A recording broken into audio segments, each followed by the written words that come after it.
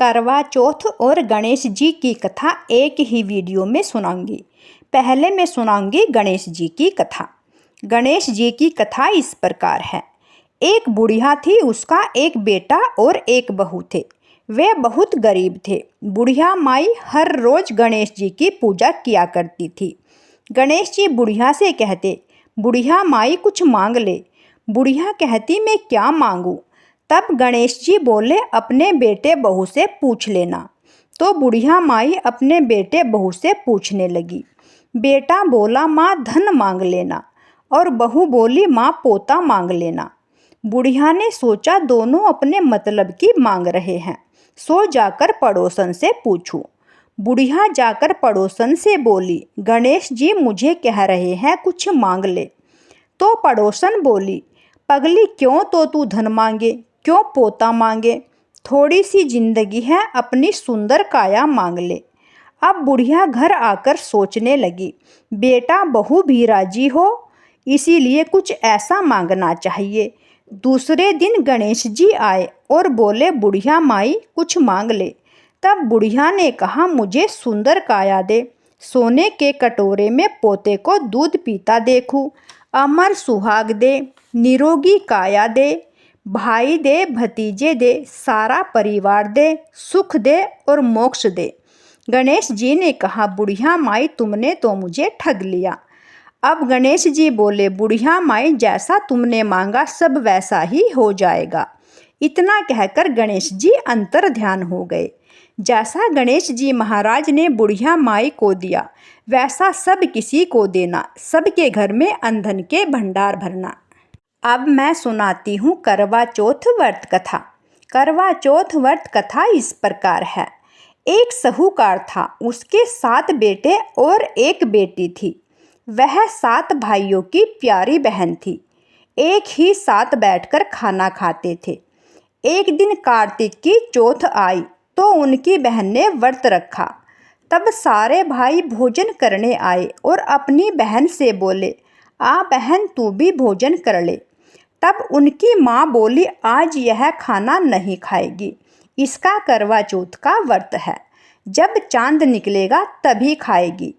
तो उसके भाइयों ने छल कपट से जंगल में आग जलाकर छलनी से चांद दिखा दिया। तब वह अपनी भाभियों से बोली, चलो भाभी चांद निकल आया, अर्घ दे लो। तो उसकी भाभी बोली, ये तेरा चांद निकला है, हमारा तो रात को निकलेगा। यह सुनकर भाइयों के कहने से उसने चांद को अर्घ दे दिया और खाने बैठ गई। पहला टुकड़ा तोड़ा, बाल निकला। दूसरा टुकड़ा तोड़ा, छींक मारी। तीसरा टुकड़ा तोड़ा, राजा के घर से बुलावा आ गया कि राजा का लड़का बीमार है, जल्दी से भेज दो। लड़की की माँ ने उसके पहनने के लिए 3 बार संदूक खोला। तीनों बार सफ़ेद कपड़े निकले। अब उसको सफ़ेद कपड़े पहनाकर ही ससुराल भेज दिया। लड़की की माँ ने लड़की के पल्ले में एक सोने का सिक्का बांध दिया और बोली, रास्ते में जो भी मिले उसके पैर पड़ती जाइयो। जो तुझे सुहाग का आशीष दे उसे सोने का सिक्का देना और पल्ले में गांठ लगा लेना। अब उसे रास्ते में जो भी मिला सबके पैर पड़ी, पर किसी ने भी सुहाग का आशीष नहीं दिया। अब वह अपनी ससुराल आई। दरवाजे पर छोटी ननंद खड़ी थी। वह उसके पैर पड़ी तो नंद बोली, सीली हो, सपूती हो, 7 बेटों की माँ हो, मेरे भाई का सुख देख। अब उसने सोने का सिक्का ननंद को देकर पल्ले में गांठ लगा ली। इसके बाद वह अंदर आकर देखती है कि पति मरा पड़ा है। अब वह उसे एक कोठरी में लेकर चली गई और 1 साल तक उसकी सेवा करी। उसकी सास बांदी के हाथ बची हुई रोटी भेज देती। इस प्रकार उसे अपने पति की सेवा करते हुए 1 साल हो गया। करवा चौथ का व्रत आया। सारी पड़ोसनों ने नहा धोकर व्रत रखा। सबने बाल धुले, हाथों में मेहंदी लगाई, चूड़ियाँ पहनी। वह सब देखती रही। एक पड़ोसन बोली, तू भी करवा चौथ का व्रत कर ले। तब वह बोली, मैं कैसे करूं? तो पड़ोसन बोली, चौथ माता की कृपा से सब ठीक हो जाएगा।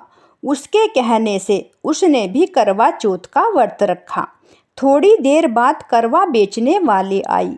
करवे ले लो री करवे ले लो, भाइयों की प्यारी करवे ले लो। तब उसने कहा कि ए करवे वाली, मेरे को भी करवे दे जा।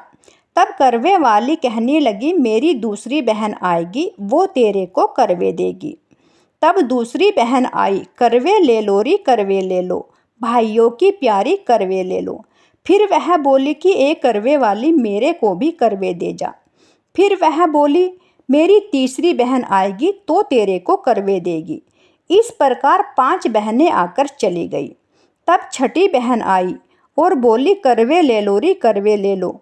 वह उससे बोली कि मेरी 7वीं बहन आएगी, वह तेरे को करवे देगी, बस तू सारे रास्ते में कांटे बिछा कर रख देना। जब वह खूब चिल्लाती हुई आएगी तो उसके पैर में कांटा चुभ जाएगा। तू सुई लेकर बैठ जाना, उसका पैर पकड़कर मत छोड़ना और उसके पैर का कांटा निकाल देना। तब वह तुझे आशीर्वाद देगी, भाई जियो साईं जियो। जब तुझे वह आशीर्वाद देगी तब तू उससे करवे मांग लेना। तब वह तुझे करवे देकर जाएगी। फिर तू उजमन करना, जिससे तेरा पति अच्छा हो जाएगा। उसने वैसा ही किया, सारे रास्ते में कांटे बिछा दिए। जब वो करवे लेकर खूब चिल्लाती हुई आई, करवे ले लो री करवे, तब उसके पैर में कांटा चुभ गया। उसने उसके पैर से कांटा निकाल दिया और उसका पैर पकड़कर नहीं छोड़ा। तो उसने उसे आशीर्वाद दिया। वह बोली, भाई जियो साईं जियो। तब वह बोली, जब तुमने मुझे आशीर्वाद दिया है तो अब करवे भी देकर जाना। वह बोली, तूने तो मुझे ठग लिया। यह कहकर उसने उसे करवे दे दिए। अब करवे लेकर उसने उजमन की तैयारी की। व्रत रखा। राजा का लड़का ठीक हो गया और बोला, मैं बहुत सोया। वह बोली, सोए नहीं, 12 महीने हो गए तेरी सेवा करते करते। फिर उसने चौथ माता का उजमन अच्छी तरह से किया। अब उसने चौथ माता की कहानी सुनी, उजमन करा। अब वे दोनों चौपड़ खेलने लग गए। इतने में उनकी बांदी तेल की डली और गुड़ की पली लेकर आई। दोनों को खेलता देखकर सासू से जाकर बोली, महलों में खूब रौनक है, तेरी बहू चौपड़ खेल रही है। इतना सुनकर सासू माँ देखने को आई। दोनों को खेलता हुआ देखकर सासू बहुत खुश हुई। बहू ने सास के पैर दबाए और सास बहुत खुश हुई और बोली, तू सच सच बता, तूने क्या किया। तब उसने सारा हाल अपनी सास को बताया। तो राजा ने सारे शहर में ढिंढोरा पिटवा दिया कि सभी बहनें अपने पति की जीवन सुरक्षा के लिए करवा चौथ का व्रत रखें। ऐसा करने से उनके पति की आयु लंबी होगी। पहले करवे पर सभी बहनें अपने मायके में जाकर उजमन कर